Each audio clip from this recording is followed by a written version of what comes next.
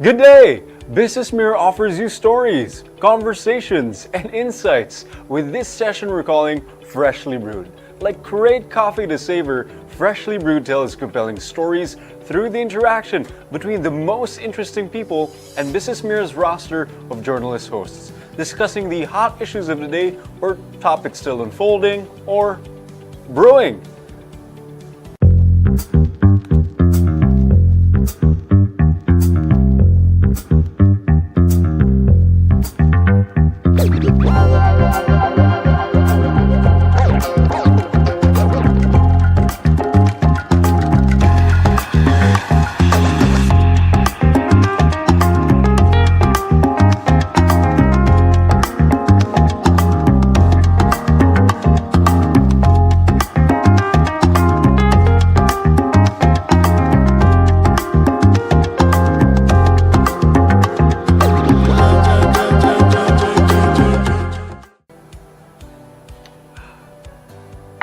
And these compelling stories are shared with you via BusinessMirror's multimedia platforms.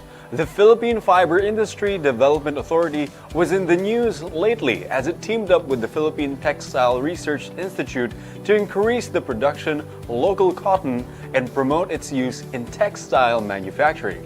Our host for today is BusinessMirror's Agri Commodities reporter Ada Pelonia, and let's listen in to her conversation with Arnold Atienza, Executive Director of the Philippine Fiber Industry Development Authority, as they discuss the local cotton industry. Hello everyone, and welcome back to today's episode of Freshly Brewed, a space for deeper dialogues that aim to spark change. I'm your host for today, Ada Pelonia, BusinessMirror's Commodities reporter. Join me as we dive into the intricacies of the Philippines fiber industry and weave through the threads that hold our clothes and the future of the sector together. To help us unravel it all, we have a very special guest. He's the newly appointed Executive Director of the Philippine Fiber Industry Development Authority. Please welcome Mr. Ali Atienza. Good morning, sir. Good morning, Ada. At sa lahat po ng mga nanonood, maganda umaga po sa inyo.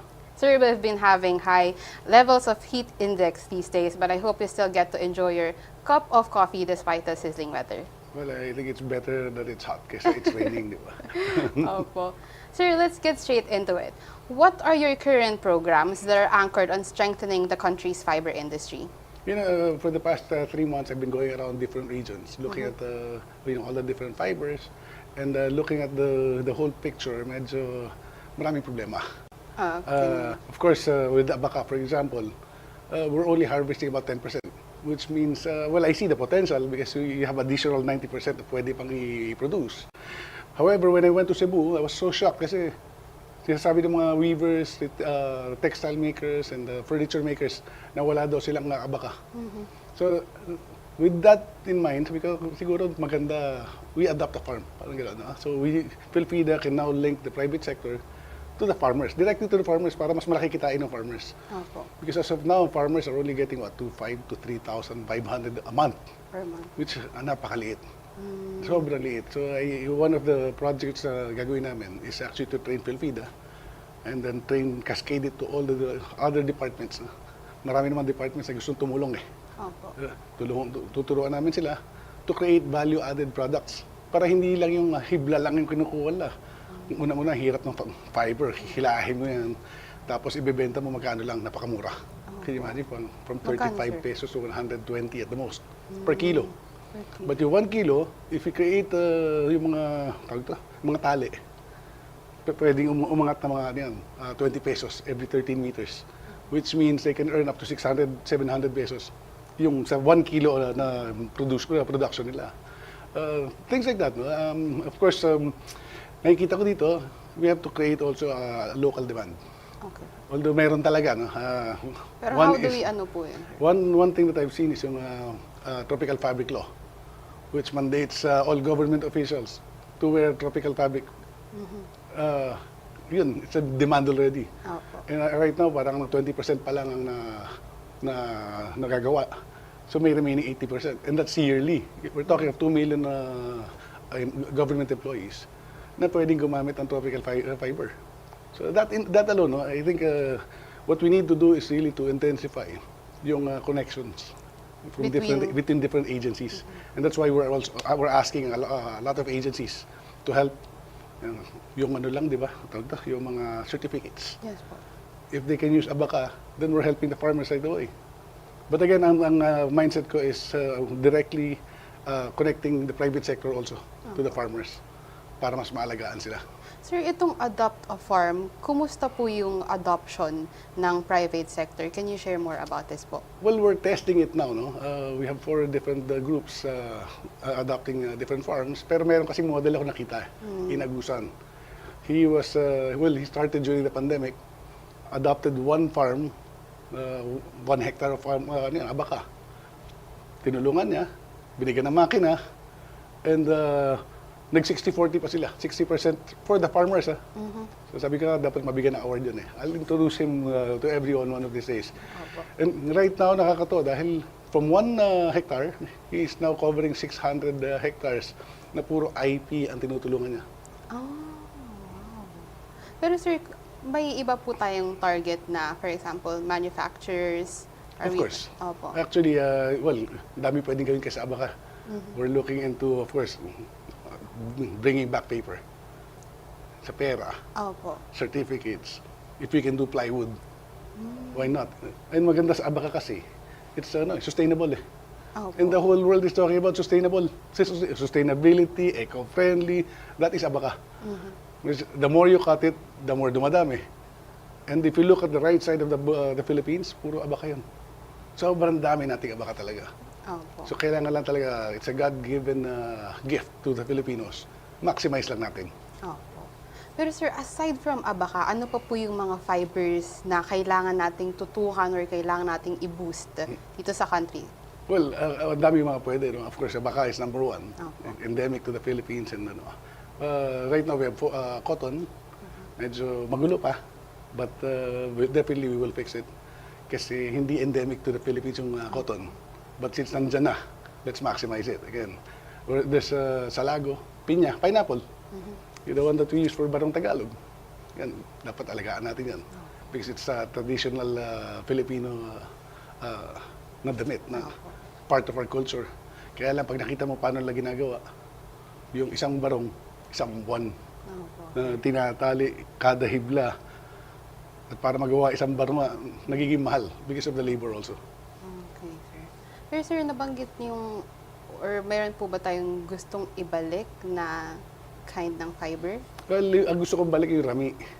Because that one is also endemic to the Philippines. Opo. Ang dami rin natin noon. Na yun yung tinatawag na gusot mayaman. Na sumikat dati. Opo. Kaya lang for some reason, nawala.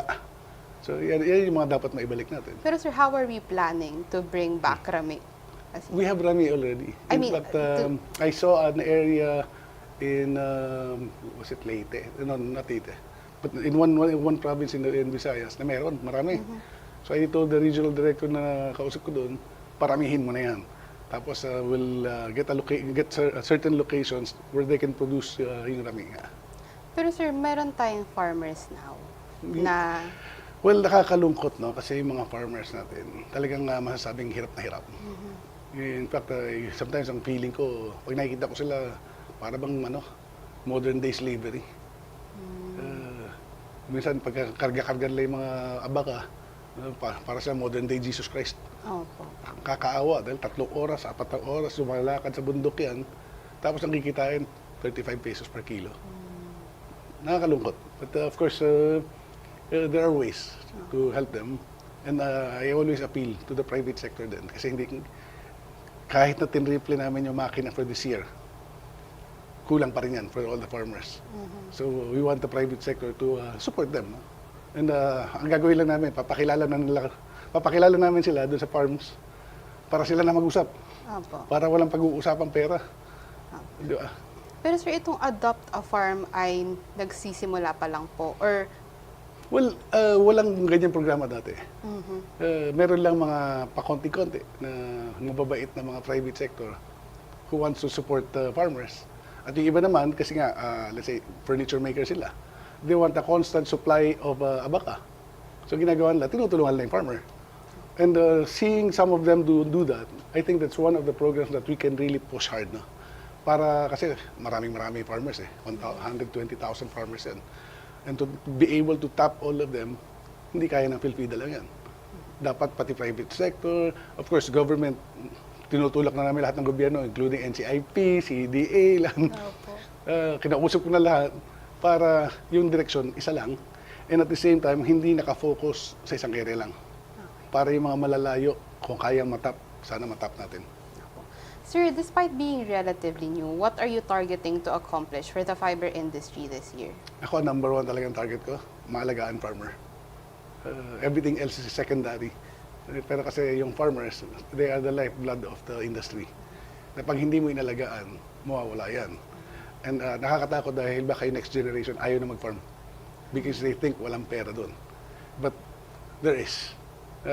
Sabihin ko na sa mga farmers kung may nanonood ngayon, may pera dyan. Kailangan lang matutunan ng lahat. Paano gumawa ng mga produkto, hindi lamang ng fiber.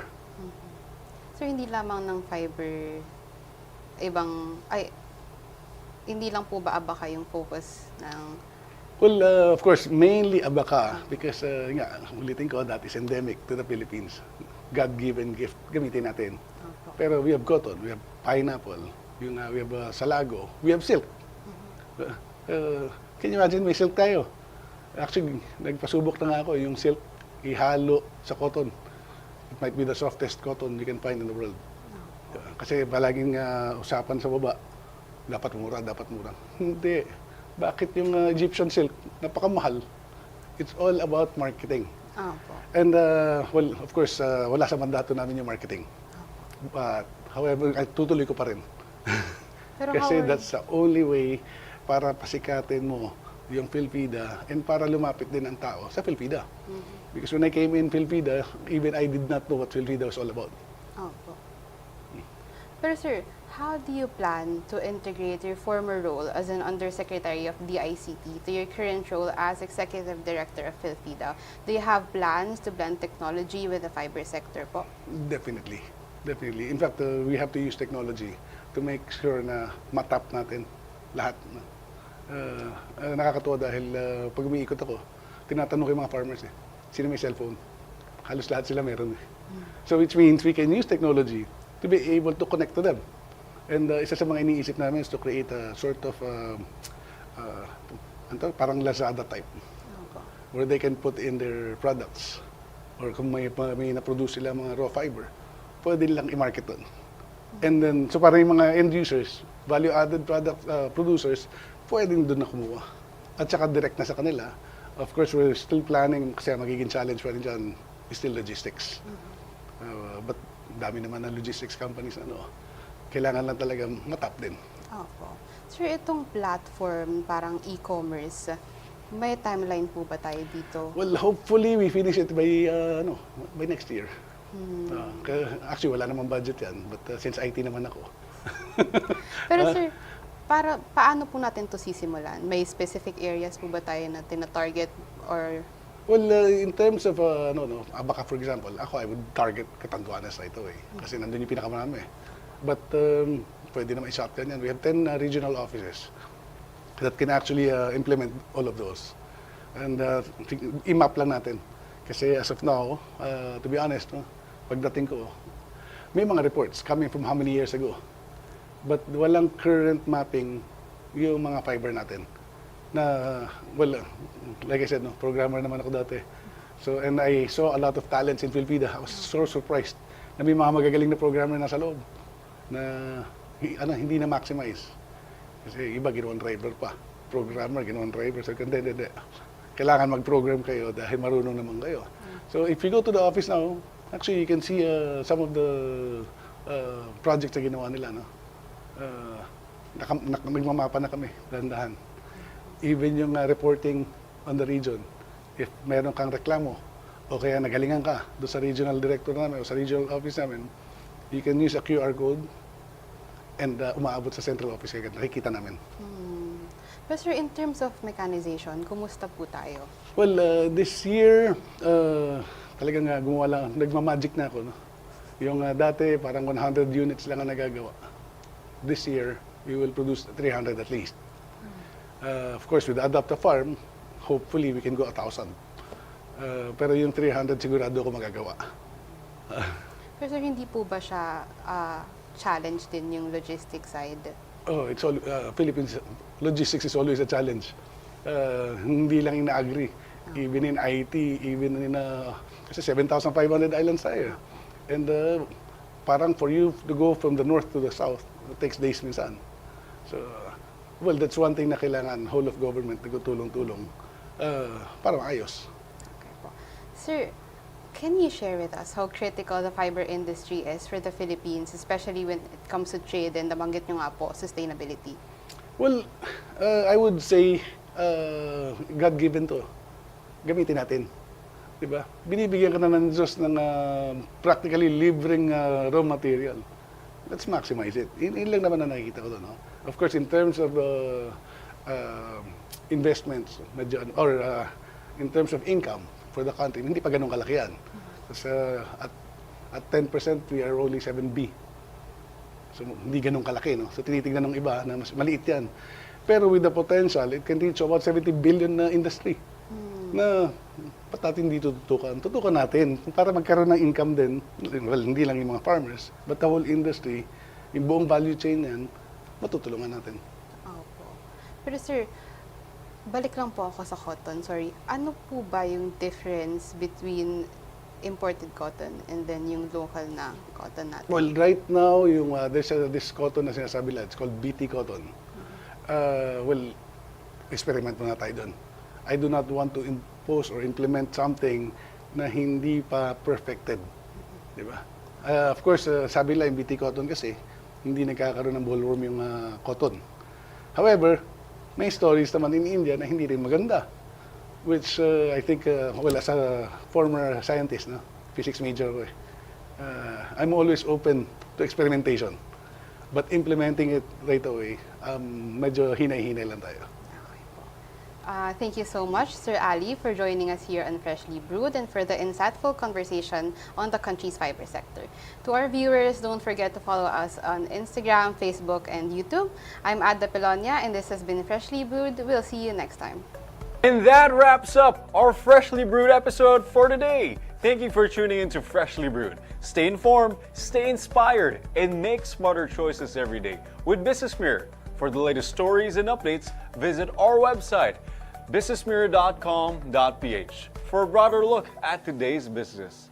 And follow us on our social media channels. Stay ahead, no more. And see you next time.